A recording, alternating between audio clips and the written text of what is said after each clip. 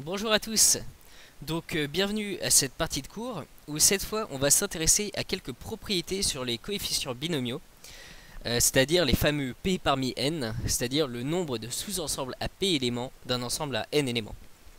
Alors, si vous regardez cette vidéo sur YouTube, je vous invite à vous inscrire sur learnian.net, déjà pour comprendre que en fait ce cours fait partie de tout le chapitre de Proba. Donc là, vous comprendrez mieux le contexte. Et vous pouvez vous inscrire donc au cours de terminale où il y a toutes les autres vidéos de maths du cours de terminale. Alors, bon, là je vais retourner sur ce cours en particulier, donc sur les coefficients binomiaux. Donc, première propriété, la symétrie.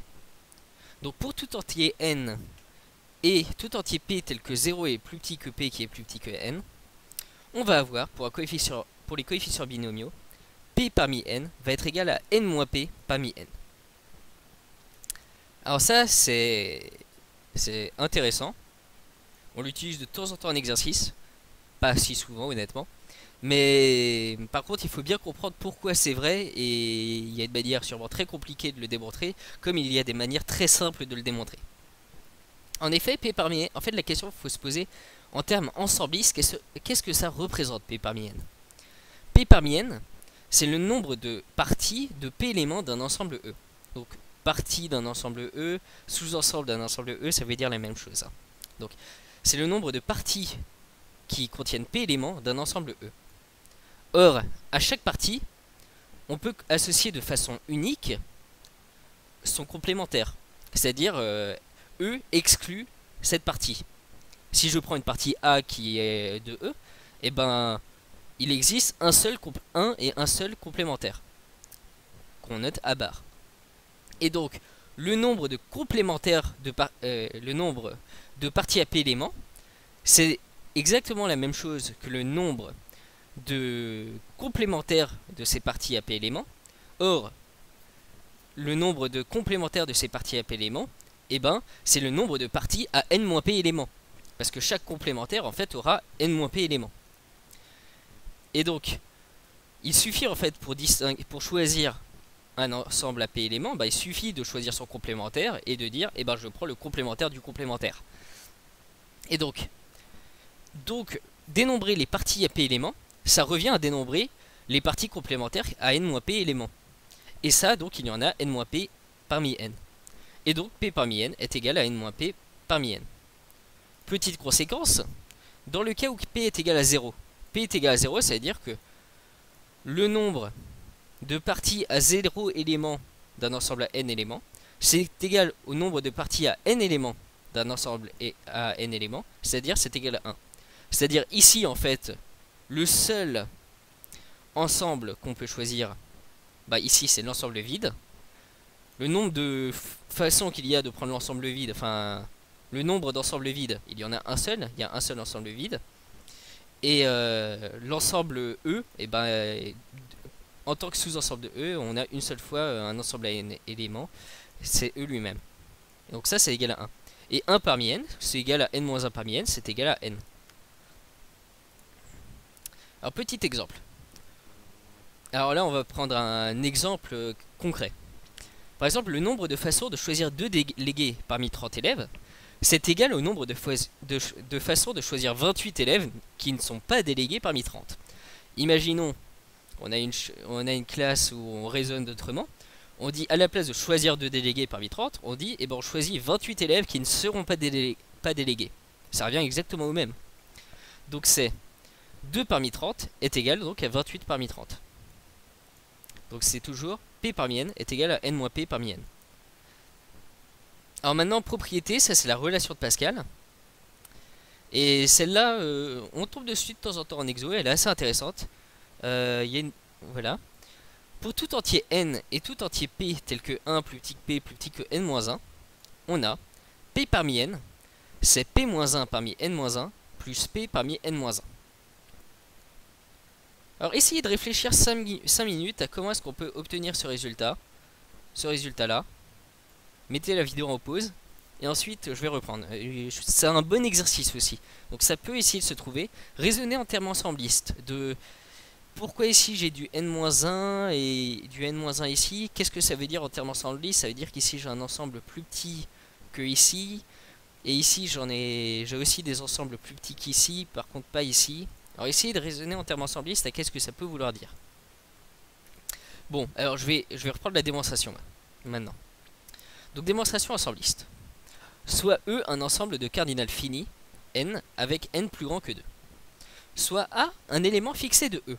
Donc en fait on va fixer un élément, j'ai mon ensemble E, et je fixe un des éléments, que j'appelle A. Alors remarquons que les parties à P éléments de E se partagent en deux catégories. Donc prenons par exemple un sous-ensemble de E qui a P éléments. J'ai deux choix possibles. Soit il contient mon élément A, soit il ne le contient pas. Il n'y a que ces deux choix, il n'y a pas d'autres choix, il n'y a pas d'autres catégories possibles. Un sous-ensemble à P éléments de E, et ben soit il va avoir A, soit il ne va pas avoir A. Donc une autre manière de compter le nombre de parties à P éléments de E, c'est de compter le nombre de parties à P éléments de E qui contiennent A, et le nombre de parties à P éléments de E qui ne contiennent pas A, et de les additionner. Donc celles qui ne contiennent pas A, et ben celles qui ne contiennent pas A, ça veut dire que je dois choisir P éléments de E, et par contre on sait que ça ne contient pas A, donc ça veut dire que je l'ai choisi parmi E exclu A, c'est-à-dire un ensemble à n-1 éléments. Donc ça il y en a P parmi n-1. Donc ça c'est un choix de P éléments parmi n-1 éléments. Ensuite les parties qui contiennent A. Combien de façons j'ai de les compter? Et ben je sais qu'elles contiennent A. Donc il me reste plus qu'à choisir P-1 éléments restants. Parce qu'en tout elles doivent avoir P éléments. Ces P-1 éléments restants, et ben vu que j'ai déjà choisi A, ils doivent forcément être dans E exclu A aussi. Parce que j'ai déjà choisi A. Donc le nombre de parties à P éléments qui contiennent A, il y en a P-1 parmi N-1. C'est le choix de P-1 éléments parmi N-1 éléments. Donc ici on avait créé une partition, c'est-à-dire on avait créé une partition de l'ensemble des parties à P éléments de E, c'est-à-dire le premier élément de cette partition, c'était l'ensemble des parties qui ne contenaient à P éléments de E qui ne contenaient pas A, et le deuxième élément de cette partition, c'était l'ensemble des parties à P éléments de E qui contenaient A. Donc ici, on peut faire la somme de ces deux nombres, ça va donner le nombre de parties à P éléments de E. Et donc on a P parmi n qui est égal à P-1 parmi n-1 plus P parmi n-1. Donc ici le raisonnement c'est vraiment qu'on a fixé un des nombres. Et ici ben, P-1 parmi n-1 c'est le nombre de parties qui le contiennent. Et P parmi n-1 c'est le nombre de parties qui le contiennent pas. Alors on peut aussi faire une démonstration algébrique, c'est-à-dire avec le calcul qui en fait se fait très bien aussi. P parmi n-1 plus P-1 parmi n-1, c'est n-1 factoriel sur P factoriel fois n-1 moins P factoriel, plus n-1 factoriel sur P-1 factoriel fois n moins P factoriel. Alors ici, je multiplie par n moins P en haut et en bas, ici sur la première. Donc ça fait du n-1 factoriel divisé par P factoriel fois n moins P factoriel fois n moins P. Parce que ici j'ai juste multiplié par n moins P en haut et en bas. À droite, j'ai multiplié par P en haut et en bas. Donc ici j'ai obtenu du P, mais ici le P-1 factoriel s'est transformé en du P factoriel du coup. Maintenant je factorise par le n-1 factoriel divisé par P factoriel fois n moins P factoriel. Donc ça fait n-1 factoriel divisé par P factoriel divisé par n moins P factoriel fois n moins P plus P. Donc ça fait fois n. Et donc ça fait n factoriel sur P factoriel fois n moins P factoriel. Et donc ça fait P parmi n. Et donc là, on l'a démontré algébriquement. Alors, une application. On va montrer, là on en avait parlé dans la partie précédente, on va démontrer par récurrence que les coefficients P parmi n sont des entiers. Pour tout entier naturel n et tout entier P compris entre 0 et n. Donc on veut démontrer, parce qu'on avait dit que p parmi n c'était n factoriel sur n moins p factoriel p factoriel. On avait quelque part admis que c'était que des entiers, parce que ça semblait logique. Mais on va ici refaire une démonstration. Alors on va faire une récurrence. On considère la propriété grand P, définie pour tout n appartenant à n, par grand P de n, c'est la propriété, que pour tout P appartenant à 0n, P parmi n est entier. Donc c'est la propriété, ici c'est notre hypothèse de récurrence. Alors, comme dit récurrence, on commence toujours une récurrence par l'initialisation. Est-ce qu'on a 0 parmi 0 pour n est égal à 0? Donc P doit appartenir à 0, 0. Donc il y a un seul choix, c'est 0. Donc est-ce que 0 parmi 0 est entier? Oui, 0 parmi 0 c'est égal à 1 par convention. Parce que 0 factoriel c'était égal à 1. Donc ça, ça appartient bien à n. Donc on a bien la propriété au rang 0. Maintenant, supposons que la propriété soit vraie à un rang n. Donc soit n appartenant à n, supposons qu'on a la propriété au rang n. Alors dans ce cas, on a pour tout q appartenant à 0 n, q parmi n est entier, par hypothèse de récurrence. Maintenant, on va essayer de montrer que la propriété est vraie au rang n plus 1. Alors, déjà, remarquons une chose. 0 parmi n plus 1 et n plus 1 parmi n plus 1 sont des entiers. Parce que 0 parmi n plus 1 et n plus 1 parmi n plus 1, ben, ils valent tous deux 1. Donc 1, c'est bien un entier. Soit P appartenant à 0 n-1. Parce que ici, on a déjà... ou à... oui, à 0 n-1. D'après la relation de Pascal, on a P plus 1 parmi n plus 1.